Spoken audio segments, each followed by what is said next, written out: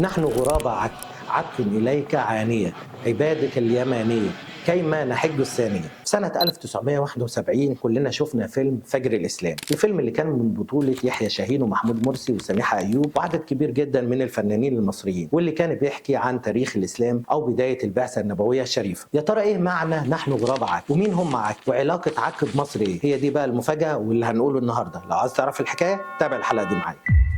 قبيلة عك بقى دي قبيلة من اليمن، يعني قبيلة يمنية، كانت بتمارس طقوس دينية، وكانوا دايما بيحجوا إلى بيت الله الحرام اللي هو مكة المكرمة كل سنة. وكانوا طبعا لما يروحوا يحجوا كانوا بيبعتوا قبليهم عبدين أسودين، والعبد الأسود في الجاهلية كانوا يطلق عليه في شبه الجزيرة العربية يعني غراب. عشان كده لما كانوا بيطلعوا العبدين دول قصادهم يقولوا عند بيت الله الحرام نحن غراب عك، أي يعني إن إحنا العبدين الأسودين اللي بيمتلكهم قبيلة عك، فكانوا بيقولوا نحن غراب عك. فكان مجموعة القبيلة واللي جايين يحجوا لهذا العام يقولوا عك إليك عانية. عانية يعني مستسلمة وخاضعة لرب البيت. عبادك اليمانية اللي جايين من اليمن كي نحج الثانية، يعني جايين كل سنة نحج زي ما احنا معتادين. الآخر بقية الأغاني أو النشيد من الكلام اللي كان بيدل في الجاهلية على بعض تعبيرات الكفر، لعند لما جه الإسلام وجت البعثة النبوية الشريفة وتغير طبعا تلبية إلى الله سبحانه وتعالى في بيت الله الحرام إلى لبيك اللهم لبيك لبيك لا شريك لك لبيك إن الحمد والنعمة والملك لك. طب السؤال هنا واللي مكتوب في عنوان الحلقة، ايه علاقة قبيلة عك بمصر؟ العلاقة بقى ترجع لسنة 21 هجرية، وده لما قرر عمرو بن العاص انه يفتح مصر بتعليمات واوامر من الخليفة عمر بن الخطاب. قبيلة عك كانت مشتركة في قوام الجيش الاساسي اللي جه مصر بقيادة عمرو بن العاص، كان بيشمل حوالي 3500 جندي. قبيلة عك بقى معروف عنها الجرأة والشجاعة والقوة في المعارك، عشان كده ببساطة بنقول ان قبيلة عك وجيشها كان ليه دور مهم جدا في فتح مصر، لانه كان جزء وقوام كبير جدا من جيش عمرو بن العاص. فببساطة عك قبيلة يمنية لها دور مهم في الإسلام ودور مهم جدا في فتح مصر. لو عجبتك الحكاية تابع حكاياتنا الجاية على صفحتنا حكايات مع إبراهيم العسيلي.